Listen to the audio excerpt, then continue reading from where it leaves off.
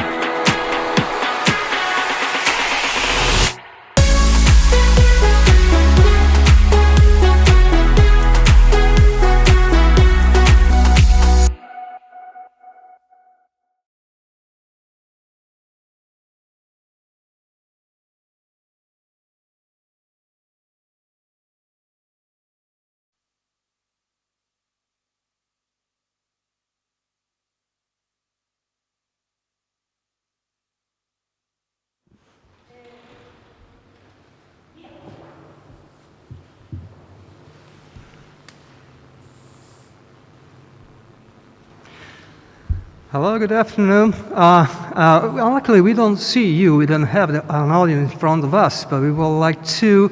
We are here just to present the last recording of the Cannone violin. We are in Genoa, in Palazzo Doria Tursi. There's these beautiful buildings, and we bring you the regards from the mayor, Marco Bucci, and the assessor, Barbara Grosso. They cannot be here with us.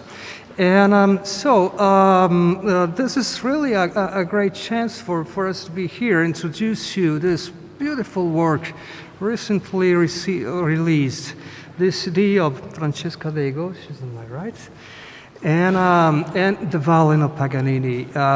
This is always recording with this violin is always quite a complicated thing, because this is not a violin commonly used, obviously, because it's preserved in this museum. So we used to take a lot of care with the violin and security, all the rest. And this kind of instrument, the Cannone, is always silent in its glass case. So a violin in this condition sometimes is not really an easy stuff. I mean, but what happened in the hands of Francesca Dego? This violin really starts stretching, start producing this beautiful sound, and so really they could establish each other really a beautiful relationship, a natural relationship, and all this is reflected to our eyes in the result of this recording. So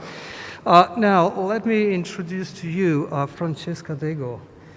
She's one of the best young player we have now in Italy. She was born in Lecco, northern Italy, but she's, I think, from Italo-American family.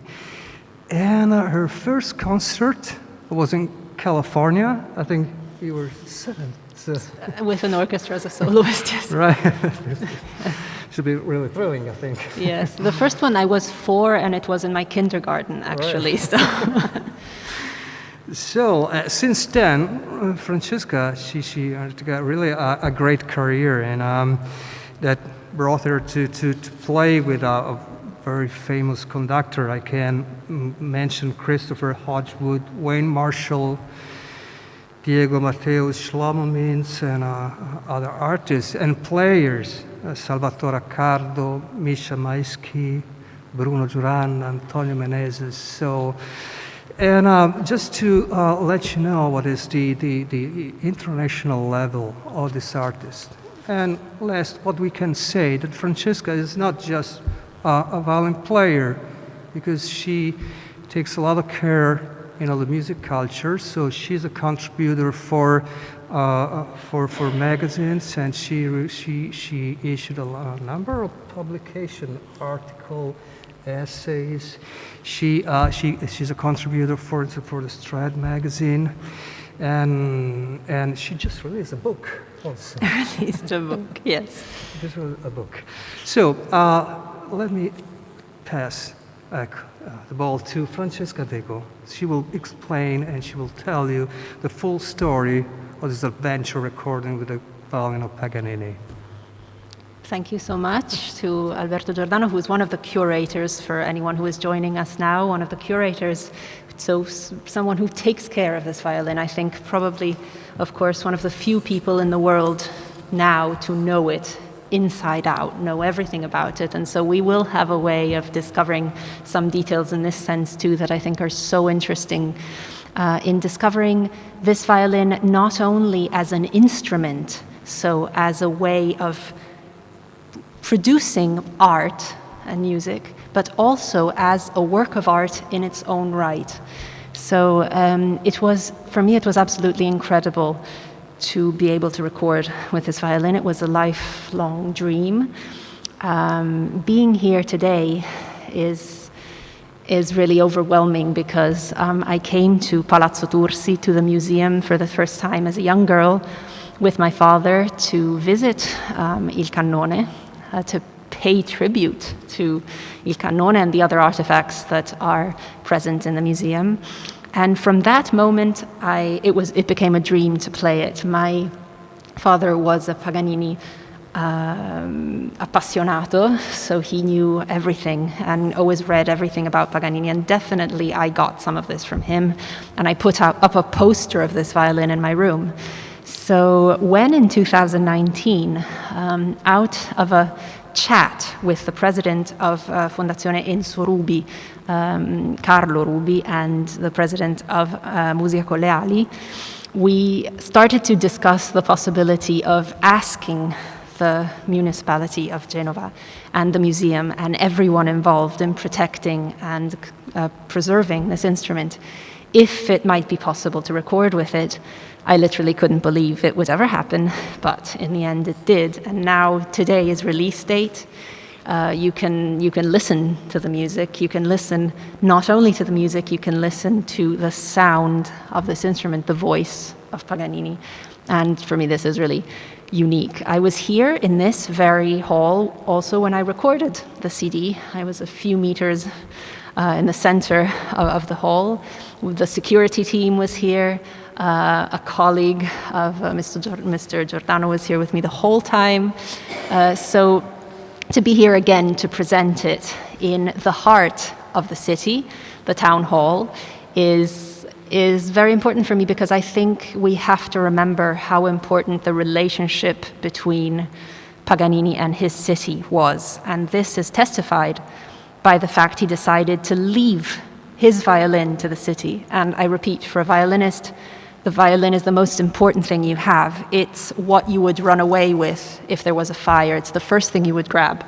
So the thing is, Paganini left his most important possession, and by that time he had quite a few violins and other possessions. He left this violin to his city, and it became the symbol of the city, together with very few other artifacts, as we were discussing earlier. So the fact of not only underlining with this CD the importance of Paganini as an almost mythical character in the history of music, the importance of this violin as one of the best Guarneri del Jesus that we find in the whole world, so the top of the top, but also the fact of being able to present and make this project happen as a collaboration with the city of Genova, so with the people he wanted this violin to belong to, so giving it back its voice in Genova for the people of Genova, but also for everyone internationally who will be able to listen to this prodigious instrument.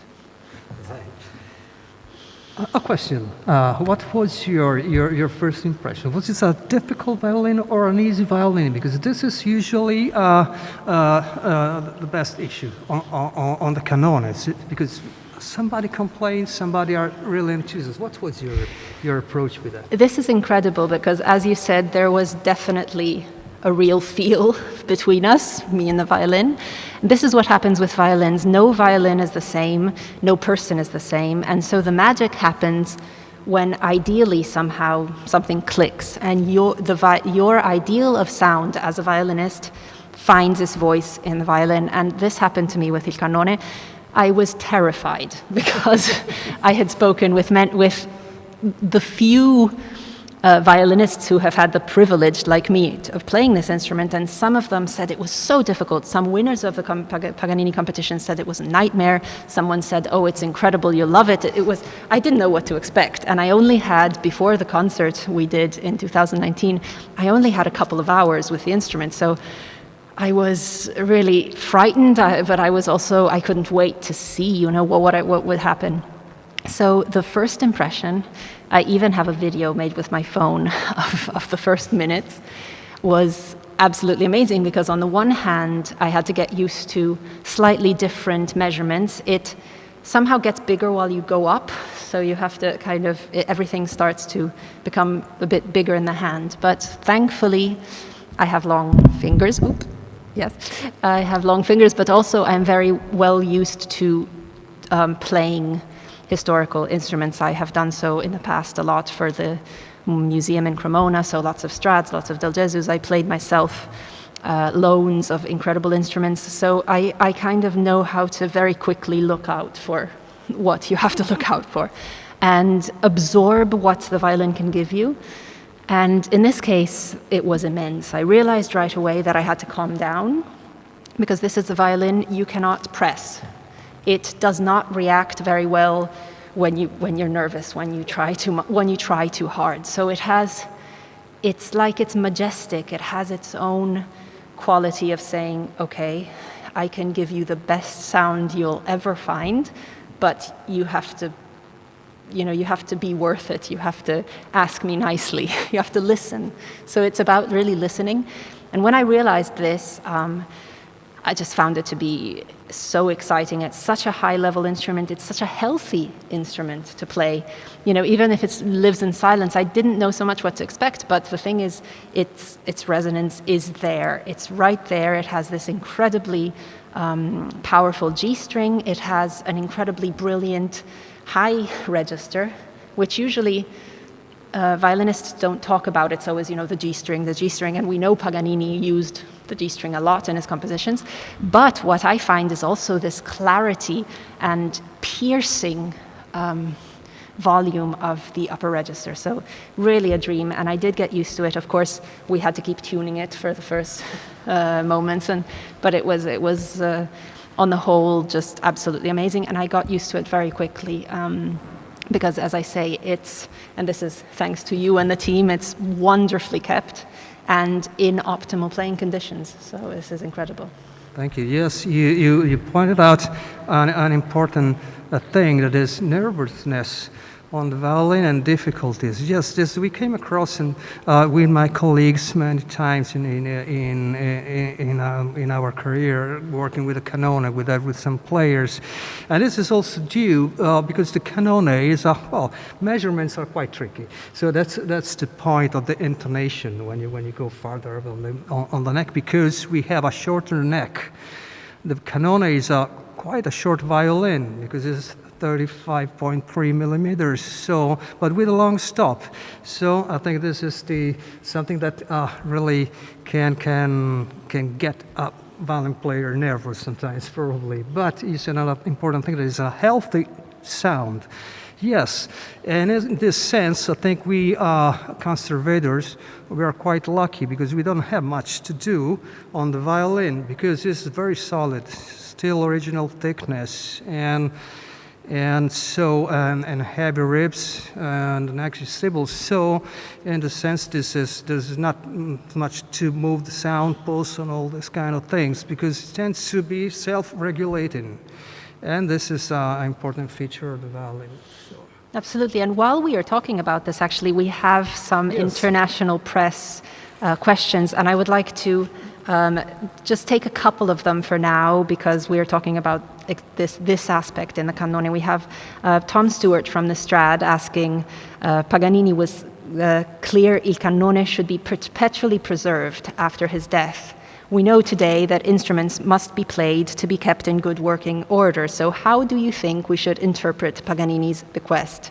And on the other side, we also have David Smith from Presto Music asking, the Cannone's curator, Bruce Carlson, of course, who isn't here, but I know is watching us, so hello, Bruce, comments on the balance to be struck between preserving century-old instruments and allowing them to serve their original purpose, that is, making music. How do you think we should best resolve this paradox? I think it's nice to have the curator and the violinist, and we can look into both aspects of these questions. Right. Well, first question from Tom Stewart. Hi, Tom. I don't know if you're you're online now. Yes, Paganini wrote in 1837 the violin to be perpetually preserved. And what did that mean in the 19th century mentality? So this is a semantic issue, and we must say we have an easy answer. So because in that mentality, all this meant the violin was not allowed to be touched by anybody. So in order to be clear, hands off, and this is the old approach, because the violin was supposed to be, and still is, a relic, a secular relic, I can say, so nobody would be allowed to touch it. And this is proved by a picture I found in the archives, one of the first pictures of the Cannone, in which you see the violin with this glazed sunlight, and with the colophon with the rosin on it. So when Paganini died, nobody dared to touch the violin. But what happened that we, contemporary men, women, and music enthusiasts, well, I think we have the right to listen to the sound of the Cannone. And this is, and as this is possible, obviously, and this is something that we want to do. But the problem is to always be safe and don't do serial things that commonly are undertaken on the violins while they are in use. So, first of all, prudency, and I can say also abstinence sometimes. Absolutely, but I also remember talking to Bruce about this. I think one of the important things is we don't realize with Stradivariuses and Guarneris, which are played now today, that the more a violin is played, the more you need to keep it up and restore it. And every 6 months, you have little things you do to it, maybe a bit of varnish and that kind of thing. So if the idea is conservation and to preserve the violin, not only in its original state, but actually in the state it was when Paganini would have used it, we have to be careful of this, because otherwise in 100 years we'll have a completely different violin. Yes, so this is conservation is our first care, because, for instance, the Cannone is, yes, we can say it's a solid, it's a strong violin due to the thickness, due to this marvelous state of conservation. But on the other side, this is kind of weak because the varnish, it's beautiful. It's just like a skin, this texture, so soft, so delicate, can be harmed by even a drop of sweat. So our first care is to protect the violin and protect the varnish, because it takes a minute to spoil it. And in this sense, well, we know that when the violin is played, it is working in an aggressive cloud, really, that covering the entire instrument. So there's a difference between a violinist and another one due to the sweat. That this is our first enemy. Yes, well, that's but Francesca, I don't really she sweat when I play. Doesn't sweat at all. It's true, I really don't. But I think that's why this is a perfect player for the yes, the curators really liked me for this. I was told this a few times, and it sounds a bit embarrassing, but I'm glad. And in this sense, I think exactly what you're saying. One of the difficult things is choosing when, and that's the responsibilities the curators have today, when it can be played and for what project. And where I'm concerned as a violinist, I know an instrument should be played to maintain its sound possibilities, but also I do realize that someone has to decide what it does. And of course, you decide that this violin can only be touched by top soloists in certain environment, that it shouldn't travel anymore, etc. But I think what made me think the idea of recording was also so important was to, because we cannot hear it every day, find ways of preserving this sound even when we cannot hear it live. And so bringing this sound recorded beautifully, I have to say, in the CD that is available from today, and so everybody can hear this sound. So I think that was really the main concern, to bring this aspect of the violin. And in this sense, actually there is another question from Limelight magazine in Austria, from Clive. How different did it feel to be playing Il Cannone by the time you completed the recording? This was something I mentioned. And incredibly not that different. I was expecting it to, again, take a long time to warm up, and of course it did, and I changed myself.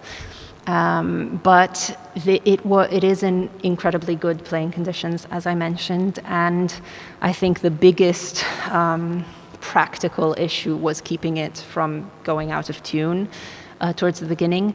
And it opened up, and I think what was interesting is that I needed a lot of intuition to accelerate the fact of it letting me in, because again, it's like a meeting between two personalities, the violinist and the violin, and it has to work, and it doesn't always work. And for me, it really did, and I realized early on what I could do to enhance this very quickly, because of course I didn't have 40 years like Paganini with it. I only had 3 days.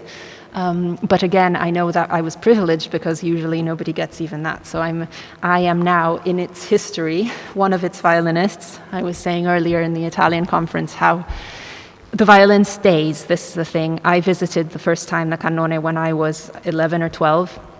And even if I want to take it home with me and play it every day, I do realize that it is important that in 100 years, another young violinist can stand here, look at it, and like me, be inspired to give their life for this work.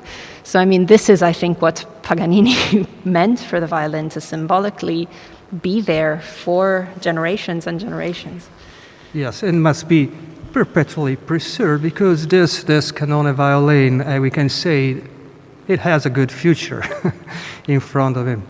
And this is true because we see that we have this violin in such a beautiful conservative condition. So we must think about next generation that will be overhead us. And so our first care is prudency always. And I think we are lucky in this task, because in our job, because I can say it's difficult for a violin that always lie in a glass case, silent and untuned, and it's obvious that it's kept like this because we follow this regulation. And when you take it out from the glass case, you start tuning it up, start playing, and you see this creature start waking up, start moving, stretching. And so you see, we are 3 violin makers taking care of the Cannone, and this seems to be hilarious to say, three luthiers for a violin. Yes. It's going like this because we need a different point of view. You need to check that one of you doesn't do a copy and take it away. Right. You need to make sure nobody's taking the violin away. Well, we have policemen also Yes. with weapons. Yes. And so I think that the old town takes a lot of care on this violin. And the violin is property of the town, is property of the citizen, but I can say also this is not really our property, because this violin is everybody's property. Yeah, and This is property, you can say, of the mankind, really. So we feel this great responsibility we have in managing the violin of Paganini still. Absolutely. I would just like to add a few words about the program on the CD, because we were talking about this also earlier.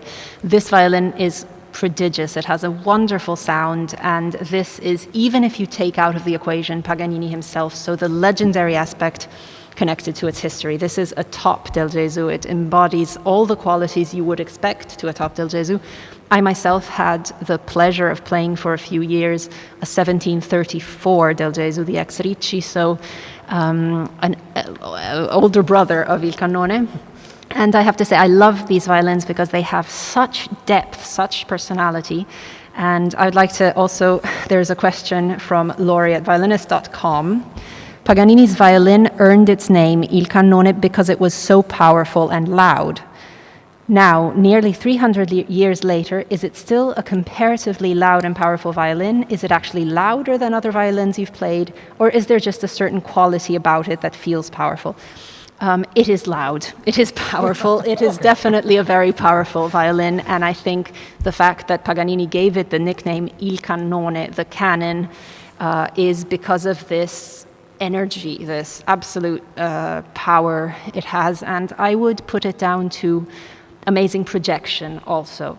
It is, if we want to use a kind of technical, physical description, it is about overtones. It has a prodigious richness of overtones. That means somehow it's vibrating, the wood is vibrating to perfection, and really creates a sound that not only is loud, but it is also incredibly rich and deep. And this is why I think old instruments compared to even the best new ones always have that something more. It's like there's a suppleness to the wood, the fact they've been vibrating for so long, that immediately creates a depth in the sound on, like, layered, not only, it's not like a punch. A modern violin can have incredible, power, but it's like it's in all these different shapes and coming out in different forms. And I think this violin, again, embodies the ideal violin. I'm not just saying this, but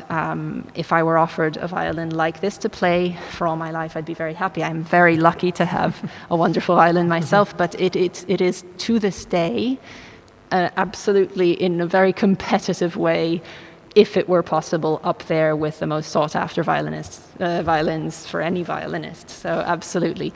Back to the program, and because of this quality, I wanted to underline it in this recording by choosing a variety of composers who really, in very different languages, musical languages, could describe their love for Paganini and also bring out all the wonderful, wonderful aspects of the sound of this violin. So you go from Rossini, a contemporary of Paganini, with his Amo a Paganini, a word to Paganini, this beautiful dedication from a friend, which is a very, very sweet and light piece, which brings out this part of Paganini's character, which is often overlooked. And we go all the way down to Schnittke, which is quite crazy. And in fact, I think I was worried that maybe they would stop the recording while I was recording the Schnittke. A colleague of Mr. Giordano Pio, who is sitting at the back of the hall now, was looking quite alarmed while I was recording the Schnittke, but of course it was all under control. And we have composers like Corigliano, who puts a completely different soundscape into his music, again inspired by Paganini, but nourished by Hollywood. And there's a contemporary composer, Italian composer, Carlo Boccadoro, who gifted me with a beautiful new piece, Come d'autunno, again inspired by Italian art and Paganini, the Cannone, but also Italian poetry, and also wrote a new version of Il Cantabile that you'll hear a snippet of in the video we will be shortly playing.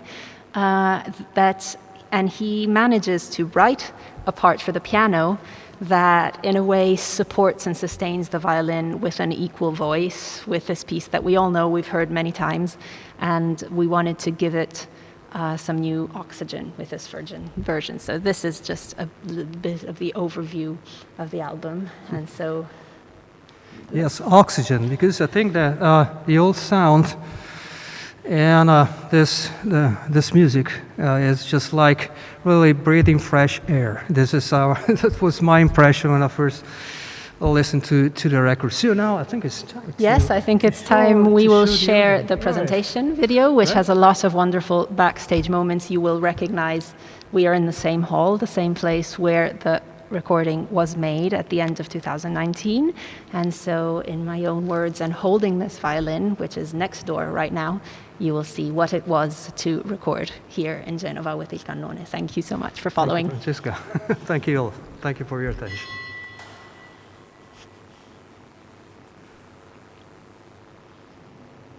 No.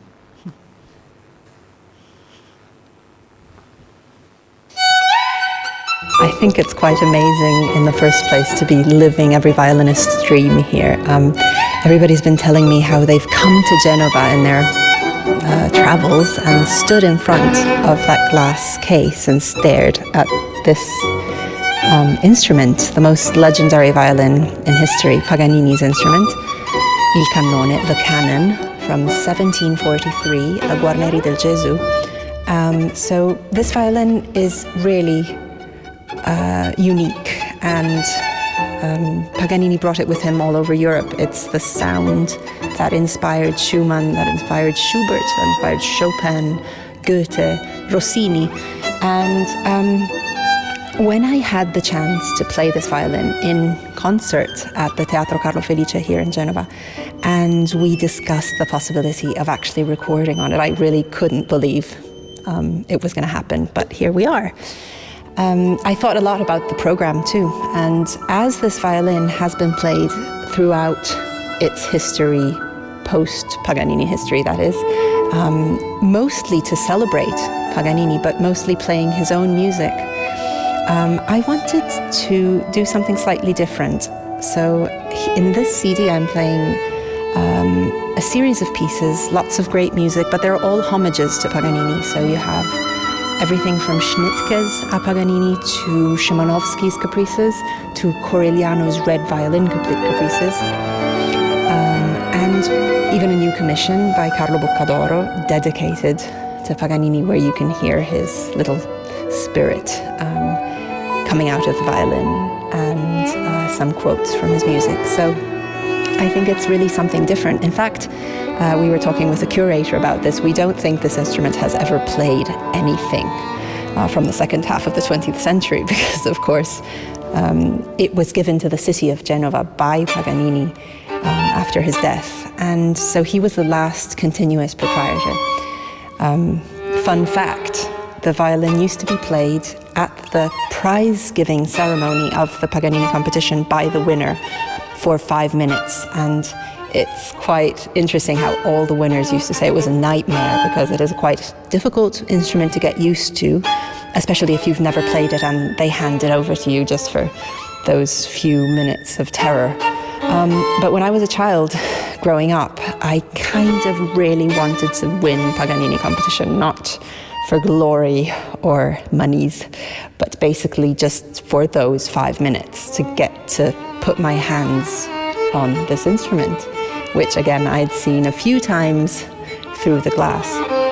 And I cried so much when I took it the first time because I've always said for a violinist, his or her instrument is his voice, and so you get to tear out a little piece of soul of previous players. There is something, it's almost like you're stealing something that is very private, and you do feel their presence and their mark on the instrument and in the way it vibrates. So often, for instance, violins have had major work or restoration on them. In this case, the neck is even original. So, I mean, you know, Paganini's hands were going up and down this neck while he was composing his concerti and touring Europe and just improvising and letting everybody hear his incredible skill, leaving people stunned. And so much so, it was said that he was possessed by the devil.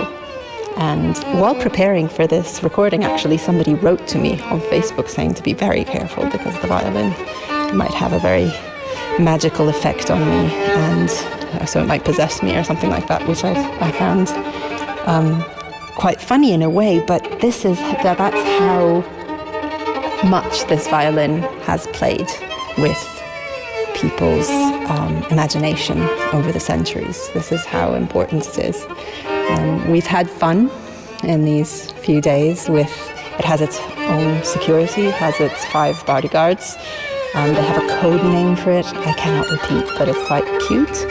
And it is just a whole world that I was privileged enough to penetrate.